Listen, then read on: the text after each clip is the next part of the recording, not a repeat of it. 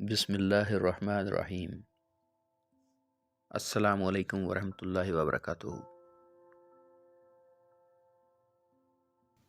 یہ سنہری الفاظ حضرت غوث علی شاہ قلندر قادری رحمۃ اللہ علیہ کے ملفوظات پر مشتمل کتاب تذکرہ غوثیہ سے لیے گئے ہیں۔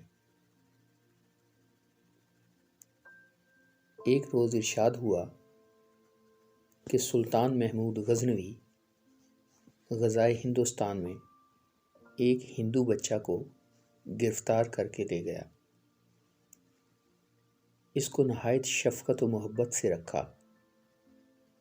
اور یہاں تک التفات اس کے حال پر کیا کہ ایک حصہ لشکر سلطانی کا اس کے جلو میں مقرر ہوا اور وہ کسی مقام کا حاکم بنایا گیا۔ اس وقت وہ نہایت غمگین ہو کر رو پڑا۔ سلطان نے دریافت کیا کہ یہ موقع تہنیت اور انبساط کا تھا، نہ گریہ وزاری کا۔ کیا سبب ہے کہ تو روتا ہے؟ وہ بولا، جب میں بچہ تھا اور گھر میں شوخی کیا کرتا تھا تو میری ماں مجھ کو ڈرایا کرتی تھی کہ دیکھ تو جانہار، تجھ کو محمود لے جائے گا۔ یہ نام سن کر سہم جاتا اور اپنے دل میں سوچتا کہ خدا جانے محمود کیا آفت اور کیسی بری بلا ہے جس سے مجھ کو ڈراتے ہیں۔ لیکن اب مجھ کو محمود سے کام پڑا تو منکشف ہوا کہ محمود تو ماں سے زیادہ شفیق اور باپ سے زیادہ مہربان ہے۔ کاش اس وقت میری ماں ہوتی جو مجھ کو ڈرایا کرتی تھی اور اس لطف کو دیکھتی کہ محمود نے کیا کیا عنایتیں میرے حال پر کی ہیں۔ وہ حالت جو میری ماں کے نزدیک اسفل السافلین سے بدتر تھی، اس وقت میرے واسطے اعلیٰ علیین سے بہتر ہے۔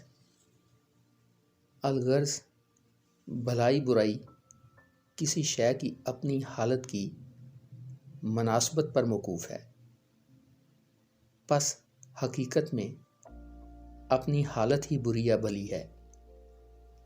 چنانچہ نقل ہے کہ ایک بزرگ نے اپنے مرید کو حکم دیا کہ چلم بھر۔ اس نے کہا کہ آگ نہیں۔ اس نے کہا کہ جاؤ دوزخ میں سے لے آؤ۔ وہاں پہنچا تو دیکھا کہ ایک چٹیل میدان ہے، آگ کا پتہ بھی نہیں۔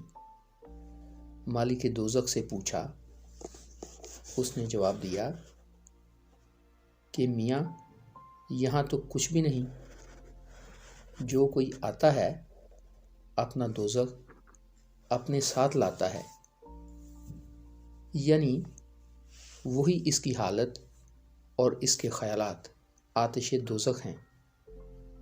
لیکن ہر ایک کی حالت چونکہ اس کے ساتھ مناسبت رکھتی ہے، اس کے لیے موجب راحت ہے، اور دوسری کی حالت کے اعتبار سے باعث کلفت ہے۔